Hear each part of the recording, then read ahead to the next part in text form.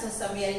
இன்னைக்கு நம்ம ஒரு வெயிட் லாஸ் ரெசிபி தான் பார்க்க போறோங்க. இன்னைக்கு நான் உங்களுக்கு ஓட்ஸ் வச்சு ஆம்லெட் தான் செஞ்சு காட்ட போறேன். இதுக்கு ஒரு 2 எக்கு கூடவே இந்த கப்ல ஒரு கப் அப்படின்னா ஒரு கைப்பிடி அளவு இருக்கும் ஓட்ஸ் அப்படின்னு சொல்லாங்க. நான் எங்க 2 பேருக்கு இன்னைக்கு ரெடி பண்ண போறேன்.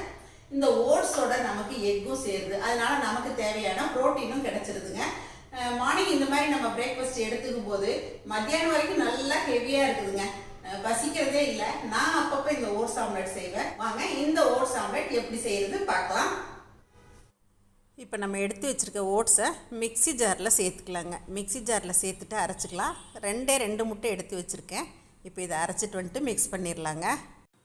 ஓட்ஸை மிக்ஸ் ஜாரில் சேர்த்து அரைச்சிட்டு அதுக்கப்புறமா இப்போ எக்கு ரெடி பண்ணிக்கிறேங்க. ஒரு பவுலில் இந்த மாதிரி 2 எக்கு உடச்சி ஊற்றிட்டு நல்லா இந்த மாதிரி ஸ்பூனால் கலக்கி விட்டுக்கலாம். இதுலேயே நமக்கு தேவையான உப்பும் சேர்த்துக்கணுங்க. உப்பை சேர்த்தும்போது கொஞ்சம் தண்ணி விட்டு சேர்த்துட்டோம் அப்படின்னா ஈவனாக அதில் கரைஞ்சி நல்லா பரவி வரும். அதுக்காக நான் அந்த மாதிரி தான் இப்போ சேர்த்துருக்கேன். இப்போ நம்ம பவுட்ரு பண்ணி வச்சுருக்க ஓட்ஸை இதில் சேர்த்துடலாங்க. சேர்த்துட்டு இதையும் நல்லா மிக்ஸ் பண்ணிக்கலாம். ஒரே ஒரு சிட்டிகை மஞ்சள் பொடி சேர்த்துக்கலாம்.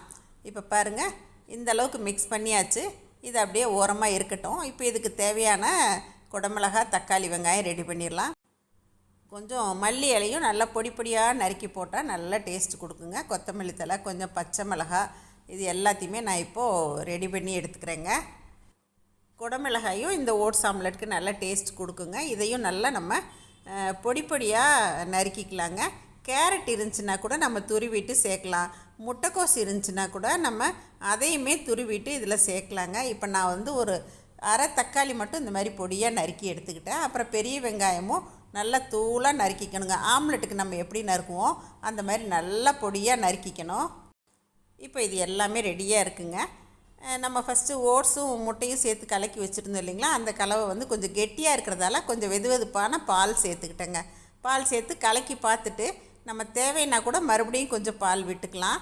இப்போ வெங்காயம், தக்காளி, கொத்தமல்லி எல்லாத்தையுமே, குடமிளகாய், நறுக்கி வச்சுருக்க பச்சை மிளகாய் எல்லாத்தையுமே இதில் சேர்த்துட்டேங்க. சேர்த்துட்டு நல்லா மிக்ஸ் பண்ணி விட்டுக்கலாம். கூடவே இன்னும் கொஞ்சம் பால் சேர்த்துக்கிட்டேன் கெட்டியாக இருந்ததால். இதை நல்லா கலந்துட்டு அப்படியே ஆம்லெட் ஊற்ற வேண்டியது தாங்க. நான் இன்றைக்கி நான்ஸ்டிக் பேனில் தான் ஊற்றுறேங்க. நம்ம தோசைக்கல்லில் ஊற்றுறதா இருந்தாலும் ஊற்றலாம். சரி, ஒரே தடவையில் வேலை முடியுமேன்ட்டு நான் இந்த பேன் எடுத்திருக்கேன். இப்போ நம்ம கலக்கி வச்சுருக்க இந்த கலவையை ஒவ்வொன்றா இப்போ இந்த பேனில் ஊற்றிடலாங்க. இந்த மாதிரி நம்ம ஊற்றி கொடுத்தோம் அப்படின்னா குட்டீஸ்லாம் கூட விரும்பி சாப்பிடுவாங்க. மேலால் கொஞ்சம் கார்னிஷ்க்கு தக்காளி, கொஞ்சம் கொத்தமல்லி, பெரிய வெங்காயம் நம்ம எடுத்து வச்சுருந்தது எல்லாத்தையுமே தூவிக்கிட்டேங்க. மீடியம் ஃப்ளேமில் வச்சுட்டு மூடி வச்சிடலாங்க. ஒரு நிமிஷம் கழித்து பார்த்தாலே நல்லா வெந்திருக்கும். இந்த மாதிரி ஒரு ஸ்பூனால் நல்லா பெரட்டி விட்டுக்கலாம். ஒரே மாதிரி வந்திருக்கு பாருங்கள். இதை பெரட்டி விட்டதுக்கப்புறமே நம்ம ஹை ஃப்ளேமில் வைக்கக்கூடாதுங்க, லோ ஃப்ளேம்லேயே வச்சு வேக வச்சுக்கலாம். நான் இன்றைக்கி நெய் தான் போட்டிருக்கேன் இந்த ஓட்ஸ் ஆம்லெட்டுக்கு. நீங்கள் என்ன வேணாலும் ஊற்றி சுட்டுக்கலாங்க. பாருங்கள், 2 பக்கமும் நல்லா செவந்து வந்துருச்சு. அவ்வளோதாங்க, ஓட்ஸ் ஆம்லெட் ரெடிங்க. இப்போ நம்ம கையில் தொடும்போதே தெரியும் பாருங்கள், நல்லா சாஃப்டாக வந்திருக்கு பாருங்கள். உள்ளேயுமே நல்லா வந்திருக்கு.